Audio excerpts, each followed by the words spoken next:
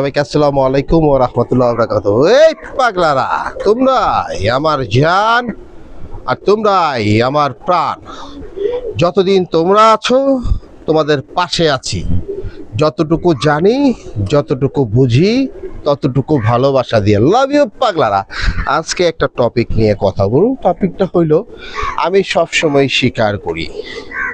আমি কেন স্বীকার করব না? আমি অবশ্যই স্বীকার করি।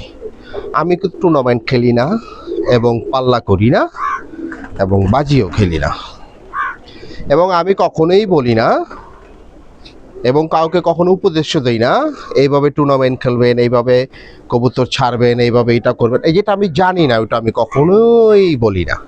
আমি যেটা জানি সেটা বলি। আমি যেটা আমার কবুতরের জন্য করি সেটা আপনাদের মাঝে শেয়ার করি। এখন মনে করেন আমি যেটা জানি না ওইটা আমি কেন বলবো?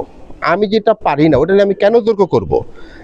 আমি যেটা জানি আমার কবুতরকে করলে ভালো কিছু হইলে ওইটা আমি আপনাদের মাঝে শেয়ার করি।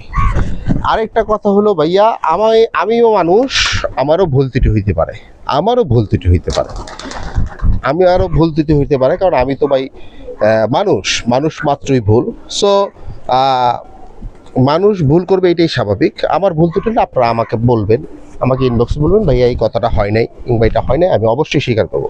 আর যেহেতু টুর্নামেন্ট, পাল্লা, রেস কোনোটাই করি না, সেটা আমি সবসময় স্বীকার করি। ওইটা অস্বীকার করার মতো কিছু নাই।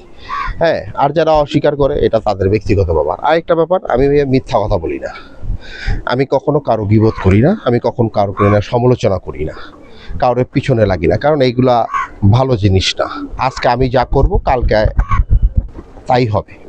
আজকে আমি একজনের পিছনে কথা বলবো, কালকে আমার পিছনে একজন বলবে। তাই অতএব আমি কারো পিছনে লাগি না, কারো গীবত করি না, কারো সমালোচনা করি।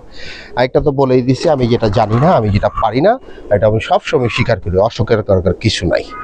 তো যে যেটা জানে এটা তার অভিজ্ঞতা।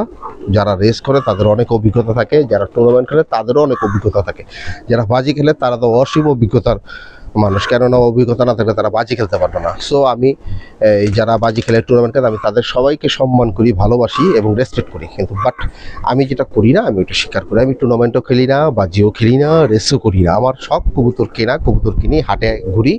একটা হাটে বেশি যাই, ঠাটারি বাজার, কবুতর কিনি। অনেক কবুতর দেখা গেছে কিনলে 200 কবুতর কিনলে 100 কবুতরই হারায়, কেউ দেয় না, তা তো কোনো সমস্যা নাই। এবং কবুতরের জন্য যতটুকু ট্রিটমেন্ট, আমার কবুতর কখনো প্রবলেমের যে ট্রিটমেন্টটা করি, ভালো ফলাফল আসলে ওটা আপনাদের মাঝে শেয়ার করি।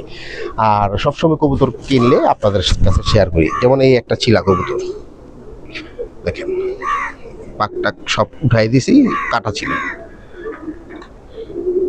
আর এই লেজগুলো দেখেন, এই যে লেজগুলো দেখেন, একদম করিদমের মতো সুন্দর। এই কবুতরটা কিনছি ভাইয়া 400 টাকা দিয়া, চিলা 400 টাকাটা কিনছি। এটাও আপনাদের মাঝে শেয়ার করলাম। মিথ্যা কথা মহাপাপ। তোমরাই আমার জান আর তোমরাই আমার প্রাণ। কবুতর পাগলারা, লাভ ইউ।